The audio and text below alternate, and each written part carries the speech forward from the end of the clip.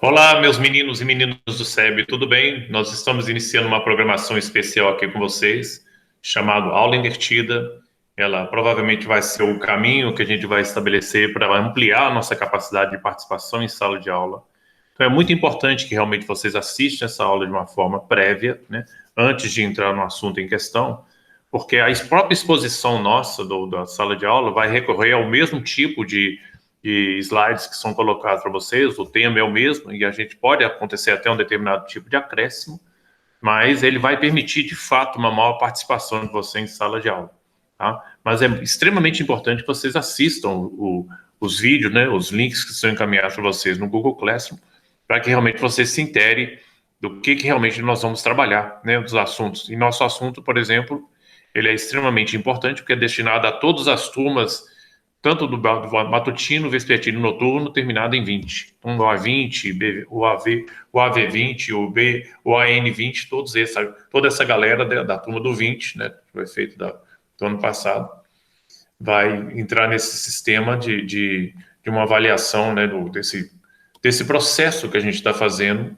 né, de uma alternativa de estudo bem bacana, que não é novidade, viu, gente? A aula invertida é um fenômeno que já acontece há um bocado de tempo, só que tudo aqui parece nesse país que é novidade, e a coisa não é novidade, mas precisa ser implantado, né?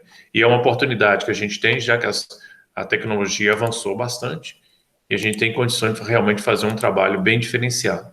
Acredito que vocês vão gostar, viu? Porque ele é bem prático, tá? Aguardando o sinal para entrar, vamos ver como é que vai ficar a situação. Agora vamos entrar para poder compartilhar a tela. Então é isso aqui que eu quero que vocês vejam. Aí, ó. Antes de falar basicamente do assunto nosso em questão, que é biotecnologia, eu queria falar um pouquinho do projeto Biologia Passo a Passo com vocês, que é uma aula de reforço. Se vocês, no caso, ficarem mais interessados a fazer um vestibular, né, diferenciado, somente na parte do Enem, e é mais fraco, tem mais dificuldade em biologia, vocês podem entrar em contato comigo, né, que é a Biologia Passo a Passo. Você tem um conjunto de exercícios e de temas, né, que são, esses exercícios são todos eles modulares, quer dizer, você tem uma aula teórico-prático, né, acompanhando isso, né, então os exercícios vão na forma de fascículos para vocês, tá? Tem que ter um caderno de anotações, lógico, porque você tem muitas questões, né, que são abertas e é necessário que você escreva, porque quando você faz redige a situação, mesmo que não seja a situação real do Enem, fala, mas o Enem é múltipla escolha, sim, mas se você não escrever, você esquece. Então é por isso necessário o caderno de anotações, até porque você também trabalha muito com identificação de imagens. Nessa identificação de imagem, você tem que descrever o que realmente você consegue extrair dela, né, frente ao assunto exposto para você na área de biologia. Por isso que é muito importante, não se aprende biologia sem observação, sem imagem, tá? Daí a importância desse projeto. Então isso aqui é um caso à parte. Se vocês se interessarem em ver como isso funciona, né, como você faz para poder adquirir isso, você vai ter que entrar em contato comigo. O assunto nosso, que para poder estabelecer como é que funciona a aula invertida, ele tem esses seguintes tópicos que você deve observar, né, para que tenha sucesso desse tipo de rotina, que passa a ser rotina para vocês, né, que é importante essa aplicabilidade desse recurso, para que realmente a gente possa, de fato, fazer um bom trabalho, tá? Assista aos vídeos e links apontados pelo seu professor antes de entrar no novo assunto. Isso aí é crucial, até porque para você perder aquela mania de entrar na sala de aula que nem azeitona na boca de banguela, não sabe onde é que vai, falar, eu não sei nada disso, eu nunca vi nada disso, então você fica perdidão, né, no efeito do assunto. Se você assistiu um assunto previamente, pelo menos você não entra lá assim, banda voou. Você fala, não, eu sei do que se trata, agora eu vou tirar minhas dúvidas.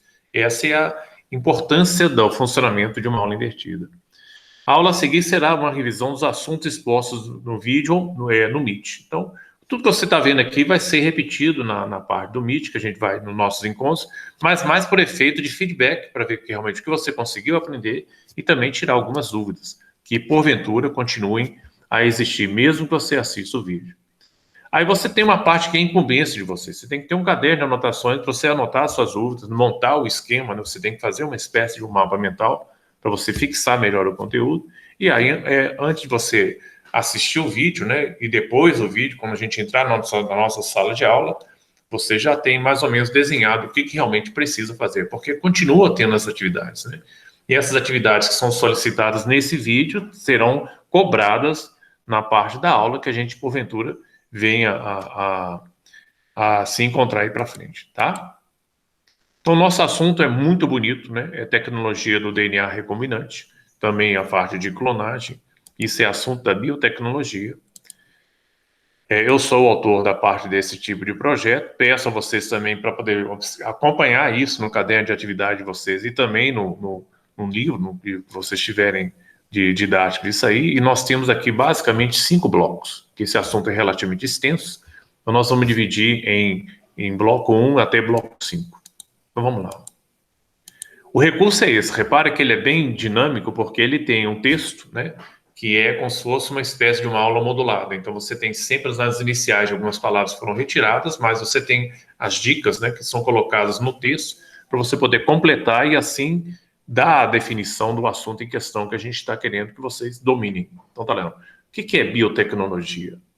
Tá lá. É um recurso utilizado pelo homem para, a dica aqui, ó, ele é para melhorar ou então para reforçar um determinado tipo de característica genética que eu consigo observar. Característica genética que eu consigo observar é um fenótipo, utilizando-se de uma seleção de genes.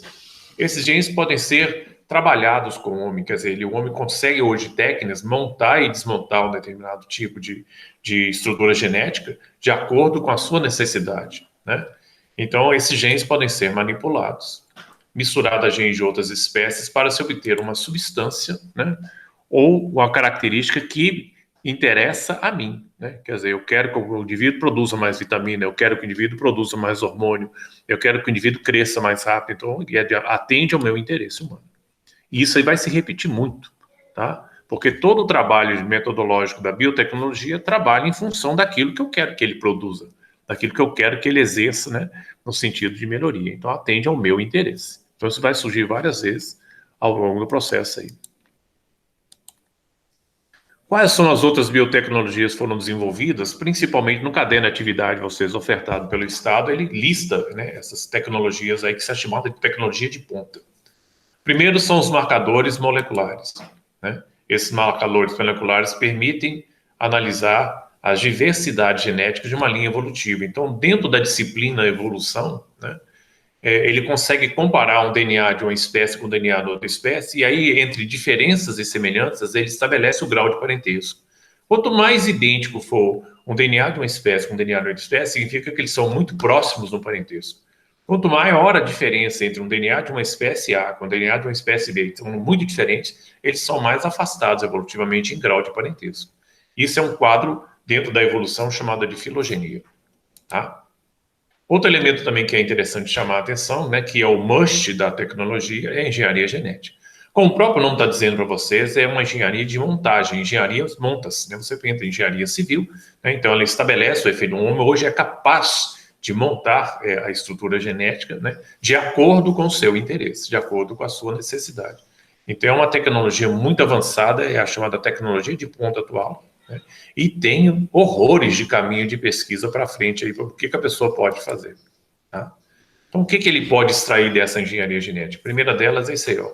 Pode ser chamado de tecnologia do DNA recombinante, por quê? Porque ele pega o DNA da espécie A e combina com o DNA da espécie B e interliga os dois, né? E obtém-se nessa união o chamado DNA recombinante, cujo indivíduo que detém essa nova programação genética ele é chamado de transgênico. O nome está falando, indivíduo que tem genes transferidos. Ele pegou a espécie A e juntou essa espécie A com a espécie B, que não tem nada a ver uma com a outra, né? São espécies independentes, mas é que o DNA, como tem a mesma leitura gênica, né? O DNA tem uma leitura que é universal, então ele é aceito, né, como tal e passa a fazer parte da estrutura gênica do indivíduo. Viu? E também tem, dentro da engenharia genética, a possibilidade de obtenção de transgênicos ou organismos geneticamente modificados. Todo transgênico, quando não está falando que tem genes transferidos, é essa montagem que eu falei para vocês, que assim, você consegue obter isso a partir da tecnologia do DNA recombinante. Você recombina os DNA de espécies diferentes, então você obtém no final um transgênico, e todo transgênico obrigatoriamente é um organismo geneticamente modificado, né? Mas você não pode falar o contrário, que todo organismo geneticamente modificado é um transgênico. Isso é mentira. Porque você pode ter, dentro de uma seleção, de acordo com a sua necessidade, você pegar indivíduos de uma mesma espécie e sair selecionando por intervenção sua. Por exemplo, eu sou criador de cavalos, eu tenho espécies de cavalos magníficas, de porte bonito, são bem elegantes. Eu não vou querer que esse cavalo cruza com um pangaré ou com uma égua doente, aquela coisa toda, para obter uma cria que não atende às minhas necessidades de ser um animal mais forte e mais elegante. Então eu vou selecionando artificialmente quem pode cruzar com quem. Isso é isso aí de acordo com o interesse. Eu não deixo isso acontecer ao acaso. Né? Eu faço a minha intervenção. Então, eu seleciono de acordo com a minha necessidade. Então, eu vou obter um organismo geneticamente modificado. O sequenciamento do DNA também é outra parte muito importante, né, que vai fazer parte desse conhecimento, dessa capacidade minha de mexer, de montar o DNA conforme o que eu preciso fazer. Né? Então, desse sequenciamento do DNA, eu tenho conhecimento do genoma dos seres vivos, então a partir desses genomas eu consigo estabelecer grau de parentesco entre eles. Genoma humano, por exemplo, que é a tecnologia que aconteceu na virada do ano 2000, que descreveram o genoma humano, tem as suas vantagens e desvantagens. Então, por exemplo, você tem sempre os lados positivos e negativos dessa história aí. Genoma humano, por exemplo, permite você catalogar se você futuramente vai ter doença degenerativa. Ou seja, você é capaz, a partir do genoma, hoje, né, pelos exames que são feitos no laboratório de engenharia genética, você consegue perceber se você futuramente vai sofrer de Parkinson, se você vai ter Alzheimer, se vai ter uma doença degenerativa, se você vai ter problemas ligados a câncer mais grave, aquela coisa toda. Você pode fazer uma previsão futura daquilo que vai acontecer com o seu corpo. Em vez de você desesperar, né, falar, eu vou morrer, todo mundo morre, meu filho. Não adianta você tentar escapar dessa lógica da vida, porque a única coisa que você tem certeza na frente é que você vai morrer. Mas então até lá você carpe diem, você aproveite bem a sua vida, né? Viva bem. E se através de um genoma ele me permite eu melhorar minha qualidade de vida, sabendo que eu vou ter uma doença degenerativa e eu posso ter recursos que podem retardar esse quadro degenerativo e me dar mais tempo de vida sem sofrer os males, que fatalmente deveriam acontecer mais cedo, e por eu tratar mais cedo, ele vai surgir mais tarde, então eu melhoro a minha qualidade de vida. Né? Isso é vantagem. Agora, o problema é que se esse genoma vazar, né, porque ele é particular, e entrar dentro de uma firma, né, onde você trabalha, o pessoal, de uma forma bem sacana, pode colocar você para correr, né, porque fala assim, a partir dos 60 anos, esse cara não vai dar mais nada. Ele vai sofrer uma doença degenerativa que não vai ter capacidade de trabalho, vai ter limitações. Então ele fala assim, quando tiver 50, 55 anos, você dá um pé na bunda dele e a gente não precisa pagar plano de saúde nenhum para ele. Isso pode acontecer? Pode. Esse é o lado obscuro, né, que a gente tem da sacanagem que pode acontecer com as firmas, caso ele venha a ter acesso a esse genoma, que é de forma particular, se você solicitar o exame. A aplicabilidade no melhoramento genético é exatamente isso. A partir do sequenciamento do DNA, eu consigo ver o que eu posso acrescentar, o que eu posso tirar. Né? Eu posso ter um gene defeituoso, eu posso, a partir do sequenciamento do DNA, tirar esse gene defeituoso e otimizar o indivíduo, né? Fazer dele um organismo geneticamente melhorado. Né? Isso pode acontecer principalmente dentro dos limiares escuros, vamos dizer assim, da engenharia genética, a formação de crianças de super bebês. Né? Há esses bebês que antes de haver a fecundação, né, detectar do espermatozoide ou óvulo os trechos que poderiam ser anômalos, né, que, por exemplo, esse trecho aqui vai criar Parkinson, esse trecho aqui vai criar Alzheimer, ele pode, através da engenharia genética, manipulando os genes do óvulo e do espermatozoide, tirar esses genes, né? Ele pode tirar, e o bebê nasce totalmente saudável, né? E até mesmo ele pode até ser incrementado com genes que otimizam a capacidade de melhora mesmo. Portanto, ele aprende mais rápido. Ele se torna super inteligente. Então, você vai formando os chamados super bebês. Né? E isso é possível acontecer? Teoricamente falando, sim. Tá? Isso, eticamente falando, é legal? Não, lógico que não. Mas o dinheiro fala mais alto, então o pessoal às vezes que é dono de uma fortuna incalculável e fala assim, não, eu quero que meus filhos continuem mandando aí, desmandando no mundo, entupindo o dinheiro que for possível, otimizando cada vez mais a ideia, ficando cada vez mais risco, e o resto que se lasque. Isso não é ético. Então, tem muita questão nesse assunto aí que é passivo de discussão. Clonagem de animais e plantas também é outro recurso que as pessoas utilizam. Por exemplo, se você tem um determinado tipo de cavalo, né, que ele é muito legal, né? Você tem determinado tipo de vacas que ela tem uma capacidade de produção de leite, lógico que você vai tentar fazer com que as crias delas respeitam, né, o mesmo tipo de programação desses tipos de animais através de clones. Você faz cópias perfeitas dele, que clonar significa copiar. Tem condição de fazer isso? Tem. Tá? Dá trabalho, mas tem condição. A clonagem mais fácil que você faz, né, é em plantas. As plantas você utiliza um sistema chamado de estaquias ou então brotamento, e a partir disso você obtém técnicas que são clones perfeitos. Por exemplo, uma planta que é muito fácil você fazer clone dela é mandioca. Às vezes você pega uma plantação de mandioca, você tem uma certa planta que você tira lá, que as raízes saem enormes, com a mandioca de alta qualidade, muito grande, muito macia, quer dizer, tem um teor, vamos dizer, de amido realmente fantástico. Então você vê que aquele pé realmente é um pé especial. E infelizmente, para você tirar as raízes de mandioca, você tem que sacrificar aquela planta. Mas o que você faz? Você corta ela em talos de 20 centímetros, porque os galhos dela são fininhos, ela não forma tronco, né? Ela forma uma ramificação chamada escrube, várias ramificações. Você corta em talo de 20 em 20 centímetros, bota dentro do bornalzinho cada um desses, depois você reproduz ela no plano. Basta você fincar o talo, que é chamado estaquia, vai fincando as estacas ao longo do caminho, você faz várias cópias da mesma planta original. Isso é clone. Então a gente utiliza isso há muito tempo, sem saber o que o efeito é uma clonagem, tá? Em plantas. Também, lógico que em laboratório você consegue fazer isso, você consegue pegar determinados tipos de tecidos, né, dessa mesma planta e fazer com que ela reproduza em meios de culturas especiais, cortando pedacinho de tecido, e esse pedacinho de tecido nesses meios de culturas, você faz milhares e milhares de cópias da mesma planta. Isso também é um efeito de uma clonagem, tá? E outra parte também que é muito solicitada é o estudo das células troncos, que é a célula que ela não é diferenciada, então ela, a partir de meios especiais e estímulos especiais que ela recebe, ela consegue se diferenciar naquele tecido ou naquele tipo de célula que é do seu interesse que ela realmente sofra essa modificação. Tecnicamente seria o seguinte, é como se você pegasse uma célula, né, uma célula tronco, e de repente você tem uma lesão, o sonho da área da engenharia genética é isso aqui, ó. Você pega uma célula tronco, você trabalha em cima dela para ela virar uma célula nervosa. Para que virar uma célula nervosa? Porque você conseguindo fazer uma célula nervosa, você pode transplantar essa célula tronco daquele indivíduo que você tirou e que ele tem uma lesão na coluna, porque ele não consegue andar, você implanta através dessa célula tronco naquele lugar que foi destruído, que perdeu o cabal de contato, e naquele implante que você faz ali, ela reconecta os neurônios, né, da área que foi lesada, e o indivíduo consegue recuperar as pernas e volta a andar. Então, isso é um sonho. Só pode você fazer. Tecnicamente, com isso, você consegue acabar com qualquer paralisia, né, que existe no mundo. Então, isso aí é um recurso fantástico. Você imagina, pô, cara, que ideia legal, né, que você pode obter a partir disso. Fora as outras coisas, né? Você pode recuperar a parte do pâncreas lesado, você pode acabar com a pessoa que está sofrendo de diabetes, né, que é uma doença miserável, fazendo com que o pâncreas ele volte a funcionar. Então, isso são avanços que as pessoas estão tentando verificar para que se tornem realidade. Mas isso aí é o campo aberto de pesquisa para todo mundo. Uma outra coisa muito usada também com os marcadores moleculares é a determinação de teste de paternidade. Você já viu isso aí muito, né, em programas do Ratinho, aquela coisa toda, fala toda hora, o teste do DNA. É isso, porque o DNA do pai é fatiado, o DNA da mãe é fatiado e o DNA da criança também é fatiado e depois os pedaços são comparados.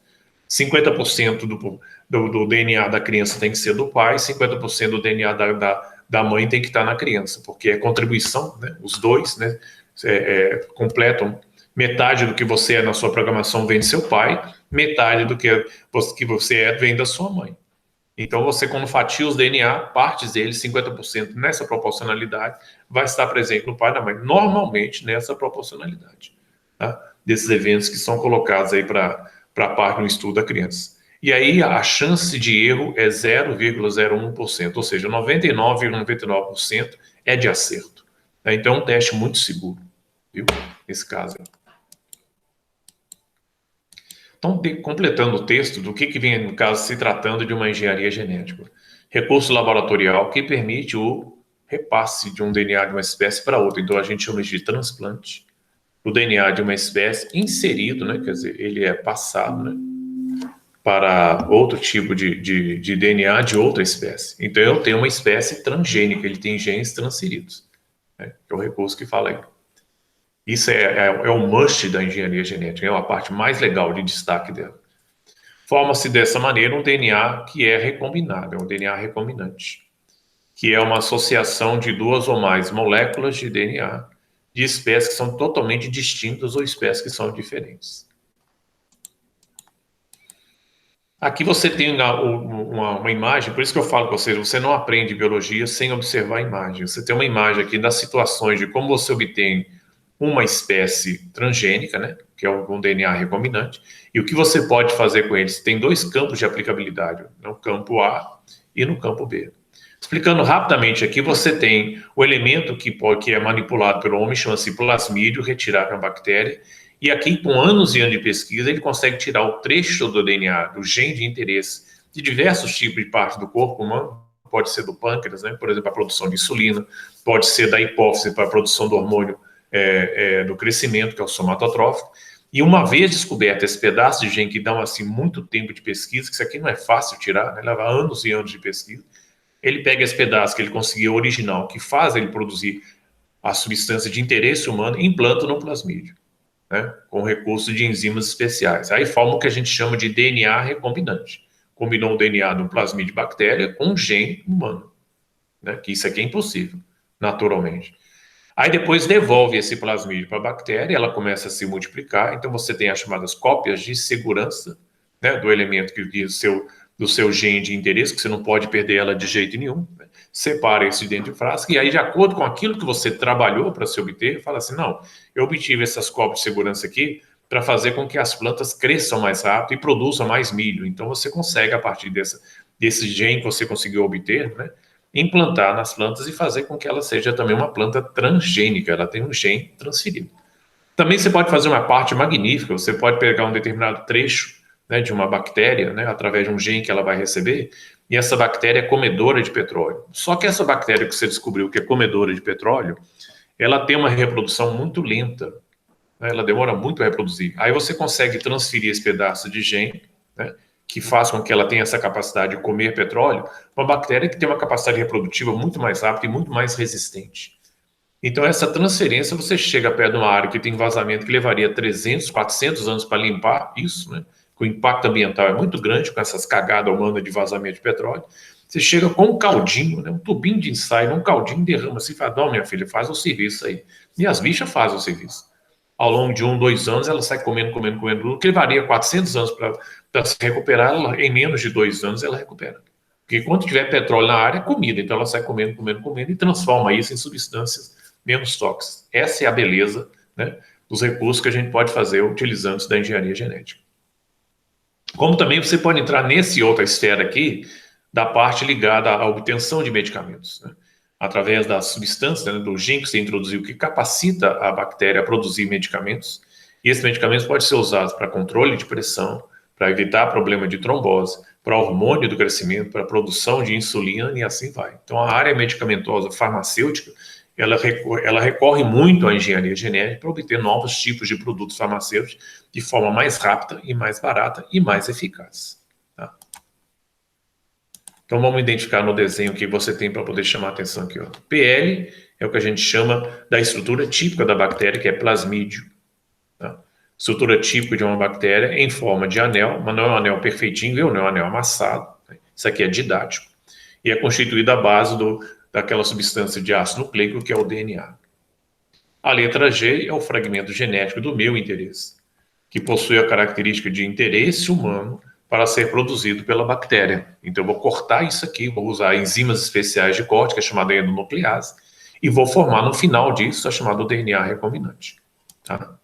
Continuando aquela mesma imagem aqui, para passar para a situação do que eu obtenho no final. Eu obtenho um chamado DNA recombinante, que é a estrutura resultante, como o próprio nome está falando, resultante da combinação do DNA bacteriano com o DNA do gene de interesse humano. Pode ser de uma árvore, pode ser de um fungo, pode ser de uma planta, pode ser até do ser humano.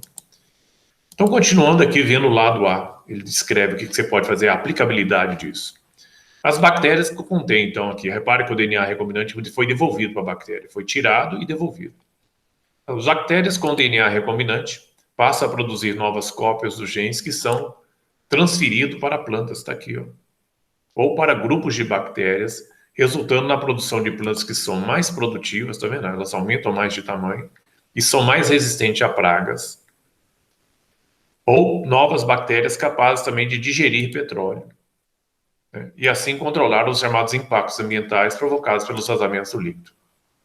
Uma das coisas que faz o ecologista pirar de raiva, né, em relação à ideia, né, equivocada, né, que ela não é muito vista com bons olhos, a situação de você tornar a planta resistente a pragas, principalmente fazendo com que a planta receba parte de DNA que capacita essa planta a produzir veneno, que consequentemente ataca a praga, então consequentemente ela se defende do ataque de um besouro, do ataque de uma lagarta, aquela coisa toda.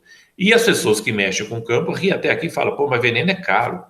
Se você vai me dar uma planta transgênica, ela tem essa capacidade, né? É uma planta produtora, vamos lá, você tem milho, você tem feijão, você tem soja, e ela tem umas pragas corriqueiras que atacam ela, e de repente você introduz nela um gene que ensina essa planta a produzir um veneno próprio para atacar o inseto que está agredindo ela.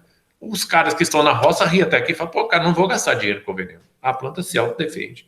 Mas quem garante que mais para frente, seguindo várias e várias e várias gerações dessa mesma planta, esse veneno que ela recebeu, que foi implantado, né, por ela ser uma planta transgênica, não torna ela na frente uma planta super venenosa, né? Porque a natureza é dinâmica, de repente a planta vai gostar disso e acaba intensificando, né, com passar de pequenas mutações que são cumulativas ao longo de várias gerações, intensificar isso. Isso é uma possibilidade. Embora a galera que mexe com essa parte de vento fale, isso aí é muito difícil acontecer. Eu falei, meu filho, você não tem bolinha de cristal para saber o que vai acontecer lá na frente. Isso é perigoso e chega a ser até leviano. Então você mexer com as linhas da vida, que é o caso do DNA, que são linhas da vida, porque é ele que desenha toda a programação genética do ser vivo, exige muita responsabilidade. E as pessoas estão naquele imediatismo, né, que é aquilo que eu já falei com vocês, parece que sofre miopia cerebral. Eu quero resolver o que está hoje com o problema agora. Eu não quero saber o que vai acontecer lá na frente. Isso é irresponsabilidade. Esse é um dos grandes palcos de discussão que acontece com o uso de plantas que são transgênicas. Tá? No lado B aqui, quando você vai seguir, né, nós vamos passar para essa nova situação aqui, que vai mostrar para vocês a obtenção de medicamentos, de insumos. Vamos lá. As bactérias com o DNA recombinante passam a produzir substâncias, né? Essas substâncias estão aqui, ó, no lado B, que estão programadas nos genes, que a bactéria recebeu através desse elemento aqui, desse anelzinho, que é chamado de plasmídio. Essas substâncias, naturalmente, elas são de difícil obtenção por outros tipos de técnica. Por exemplo, você obter um hormônio do crescimento, você precisa de um crânio de 100 doadores. Imagina você pegar 100 cadáveres, tirar a hipófise, fazer o extrato e aí você fazer a dosagem, tirar o hormônio, porque a concentração de hormônio é muito pequenininha, tá? E aí você tem que fazer essa concentração, pedindo a Deus que nesses 100 crânios não tenha nenhuma complicação virótica ou qualquer tipo de contaminante que possa atrapalhar a obtenção da substância que você quer hormonal, e depois essa dose você repassa para a criança que está com dificuldade de crescimento, porque a glândula dela, da hipófise, não funciona direito. E aí você pode, então, através do medicamento, uma intervenção nesse nível aí, fazer isso. Isso por essas técnicas são complicadas, mas pelo recurso isso aqui utilizado pela engenharia genética, se tornou muito prático e muito rápido de obtenção e com a substância pura. Mas o problema é você localizar qual é o trecho do gene dentro da glândula da hipófise que é responsável pela produção do hormônio do crescimento. Aí que está o grande trabalho, o grande desafio. Isso leva anos e anos de pesquisa. É cortando, descartando. Deu certo? Não, não é isso. Deu certo? Não, não é isso. Você vai cortando aos pouquinhos, depois vai comparando para ver até onde você consegue chegar. Você fala, achei. Mas até você chegar lá, são anos de pesquisa, né? Você trabalha muito. Então, olha lá. Mas através dessa engenharia genética, então, essas bactérias passam a produzir de forma rápida e com um custo bem mais barato, porque a produção dela é gigantesca, né? Muitas vezes que a bactéria se multiplica, a substância também vai atrás e multiplica-se junto com ela, né? E como a bactéria tem uma multiplicação rápida de vida, né? Ela tecnicamente não morre, né? E quando tiver alimento para ela, ela continua se multiplicando. Então a bactéria nasce, cresce, reproduz, torna a nascer de novo. Então a bactéria não conhece envelhecimento e morte. Ela só vai morrer quando o meio de cultura acaba, né? O alimento dela acaba, ou então se ela está num meio que está envenenado para ela. Agora, naturalmente, ela não morre, não. Ela tem uma espécie de vida eterna, porque ela nasce, cresce, reproduz, torna a nascer de novo, né? Então vai. Aqui tem outro ponto importante de leitura, porque para você entender todo aquele mecanismo da engenharia genética, como ele lida com genes, você tem que saber isso aqui, ó, né?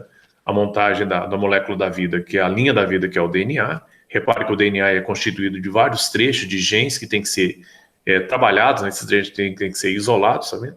Ele tem trechos que não são codificados, que estão em azul claro, trechos que são codificados, que estão em cores coloridas.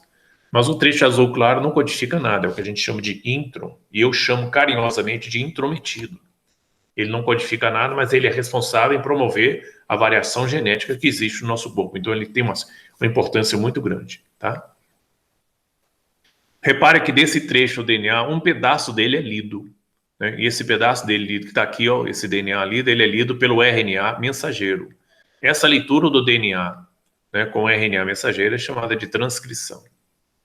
E depois você segue desse efeito aqui, que esse material que se desprende do DNA vai trabalhar no citoplasma, vai se reunir ao RNA mensageiro, com o RNA ribossômico, o RNA transportador, e ali vai iniciar a síntese de proteínas, que é o recurso máximo que você tem aqui. Esse mecanismo aqui trabalha o RNA mensageiro junto com o RNA ribossômico e o RNA transportador é chamado de tradução. Traduz o código genético na forma de uma proteína, que vai inserindo, né, os aminoácidos ao longo dessa cadeia, inserindo os aminoácidos numa codificação de 3 em 3. Essa codificação de 3 em 3 é chamada de códon, representado no RNA mensageiro. E tem um anticódon, que é o RNA transportador, que transporta esse aminoácido para dentro do ribossoma, e ali ele inicia o efeito da montagem da proteína. Tá? Então é interessante, se eu tiver uma proteína com 300 aminoácidos, são 300 códons. Tá? E, consequentemente, foram necessários 300 anticódons para trazer todos esses aminoácidos para montar uma proteína com 300 aminoácidos na sua estrutura. E quantos nucleotídeos, então? Isso aqui são nucleotídeos. Foram necessários. Olha, se cada códon precisa de 3 nucleotídeos, se eu tenho 300 códons, 300 vezes 3 me dá 900 nucleotídeos. Ah, vamos considerar que eu tenho uma proteína com 500 aminoácidos. Se eu tenho 500 aminoácidos, são 500 códons, né? Porque cada códon codifica um aminoácido. Então foram necessários 500 códons presentes no RNA mensageiro. Mas qual é o tamanho desses códons, né? Somado, se eu falar assim, mas quantas bases nitrogenadas foram necessárias, né? Quantos nucleotídeos foram necessários para montar esse RNA mensageiro com 500 códons? Ué, 500 vezes 3 são 1.500 nucleotídeos, ou 1.500 também bases nitrogenadas aí. Sendo que na base nitrogenada de um RNA tem uracila, adenina, guanina e citosina, né? Que faz a leitura, né, desses elementos aqui. Então tá aí, ó. Estabeleça a diferença entre a leitura de replicação. Replicação é quando o DNA faz a leitura dele mesmo. Então, quando o DNA faz uma replicação, significa dizer que a célula está dividindo ou por mitose ou por meiose. Transcrição é a leitura do RNA mensageiro em cima do DNA. Essa leitura é feita sempre no núcleo, é chamada de transcrição, numa célula eucarionte. E tradução é quando o RNA mensageiro se desprende do DNA, sai do núcleo, vai trabalhar no citoplasma, se une ao RNA ribossômico e o RNA transportador para a montagem da proteína. Esse mecanismo de montagem da proteína é chamado de tradução. Vou traduzir o código genético estabelecido pelo DNA. Show de bola isso aqui. Ó. Explique cada tipo de ácido nucleico como atua. Eu já falei com vocês que você tem 4 grandes personagens nessa montagem da proteína, que é o DNA, que é o chefão, né? Vamos dizer assim, um engenheiro civil. Você tem um RNA mensageiro, que é o mestre de obra, você tem um RNA ribossômico, que é o pedreiro, e você tem um RNA transportador, que é o ajudante pedreiro, que vai pegando as pedrinhas, que as pedrinhas são chamadas de aminoácidos, e vai montar no final uma proteína. Né? Diferencie o códon de anticódon é a trinca de bases nitrogenadas que estão presentes, que vai fazer com que haja montagem específica de cada leitura de um aminoácido. Então, uma das trincas chama códon, presente no RNA mensageiro, e a outra trinca chama anticódon, né, que está no RNA transportador, que transporta o aminoácido, tá? Para poder encaixar no interior do ribossoma. Sempre o ribossoma é ele que assenta esse aminoácido. É como se fosse um pedreiro mexendo com os tijolinhos e vai montando o design da construção da proteína específica. Isso é muito usado, o Enem adora essa questão, viu? Então, por exemplo, para você entender como é que é feita essa leitura, por exemplo, que tipos de aminoácidos é lidos com códon AAA e CGU, né? Então, mostrando o que você tem aqui. Você tem uma tabela que os cientistas conseguiram montar, né, mapear, né, o mapeamento genético, e aqui você tem os graus de leitura. A posição de cada letra é a posição de leitura. Isso aqui é a primeira leitura, segunda leitura, terceira leitura. Primeira leitura é feita nessas linhas aqui, todas essas linhas. A segunda leitura é feita nessas colunas, tá? E a terceira leitura é feita nesse lado aqui, seguindo a linha também. Mas olha como é que é legal. O que eu acho? Primeira leitura é A, então está nessa linha aqui. Então está nesse trecho aqui. O aminoácido que eu quero está nessa linha aqui, ó, A. Essa horizontal aqui. A segunda leitura é A. A segunda leitura A está aqui, da coluna.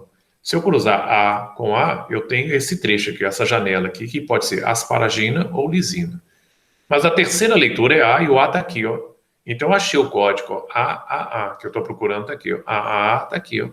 Então ele é chamado de lisina. Primeira leitura, segunda leitura, terceira leitura, achei meu personagem, ó. AAA. Então o meu aminoácido que é feito pela leitura do códon é chamado de lisina, tá? Mas o anticódon que chega aqui, que é o RNA transportador, que vai transportar isso aqui para até o códon, para até o RNA mensageiro, é UUU. Ele faz uma contraleitura, é o chamado contraleitura é anticódon, tá? Mas essa tabela aqui está espelhada em cima do RNA mensageiro. CGU, aqui, ó. A linha C está aqui, então o que eu procuro está aqui, ó, nessa linha aqui, ó. O segundo elemento é G, está em coluna, o G está aqui. Então o que eu quero está aqui, ó.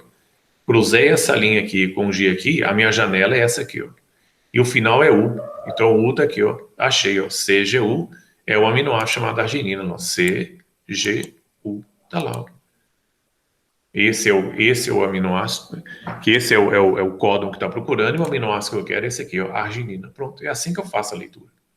Tá? E é assim que a célula procede para a montagem dos aminoácidos para resultar na proteína em questão. Então tá aqui, ó, o outro modelo é esse. Ali você lê em tabela, esse aqui é mais bonitinho, porque você lê de dentro para fora. Tá? Você lê o primeiro campo de leitura é essa parte, segundo campo de leitura é essa parte, e o terceiro campo de leitura é o amarelinho. Então você tem essa parte esbranquiçada, essa parte em forma de creme, essa parte mais amarela. Primeira, segunda e terceira leitura. Então vamos ver como é que funciona. Se você observar bem na tabela do Código Genético Universal, verá que existem sequências de bases nitrogenadas que não codificam nenhum aminoácido. As sequências são, onde não codifica nenhum aminoácido aqui, que aqui eu tenho, ó, essa tabela é em inglês, porque aqui fala valine, mas você fala valina. Aqui é alanine, mas você fala alanina, tá? Aqui você tem arginine e arginina, mas tem um trecho aqui que não codifica nada, é o chamado stop, que significa parada. Você tem stop aqui, nesses dois pontos, e stop aqui nesse ponto aqui, ó. Então, os trechos que você faz aqui, primeira leitura, segunda leitura, terceira leitura. Então, é U, A, primeira leitura, tá? Vai ser colocado ali para vocês. Tá? Então, vem aqui, ó, U, A. E depois a outra leitura aqui que você tem é U, A, G, que te dá outra alternativa de leitura de parada. E, finalmente, eu tenho essa outra aqui, ó, que vai ser U, G, A. Seguindo esse mesmo padrão, tá? Primeira leitura aqui, segunda leitura aqui, terceira leitura aqui. Os cientistas também descobriram que as sequências marcam o chamado fim, né, da fabricação de uma determinada molécula de proteína dentro da célula. Assim como descobriram que a sequência AUG, tá aqui, ó, AUG, chamada metionina, tá? Da o aminoácido chamado metionina, marca o início da fabricação da molécula proteica de todas as proteínas do corpo humano. Todas as proteínas do corpo humano começam com AUG. Portanto, todas as proteínas do corpo humano começam com metionina. E é bonitinho, tá meu nome aqui, ó, Márcio Augusto, AUG. Engrossado. Falei, oh, que beleza, eu tô na programação genética de todo mundo, né? Porque Augusto, aí você lembra AUG, né, dos efeitos que são colocados aqui, ó, que codificam o aminoácido chamado metionina, tá? Então, aqui nós vamos dar uma interrompida para a gente fazer o nosso próximo trabalho no bloco 2, né, que vamos seguir depois para a gente dar o efeito de revisão da matéria, tá? Deixa eu terminar aqui de fechar esse blocozinho aqui e mais tarde a gente faz a nossa nova programação. Beleza? Muito obrigado pela participação de vocês e aguardem o bloco 2, que daqui a pouquinho eu volto para tentar iniciar, porque são 5 blocos, esse assunto aqui ele é bem extenso.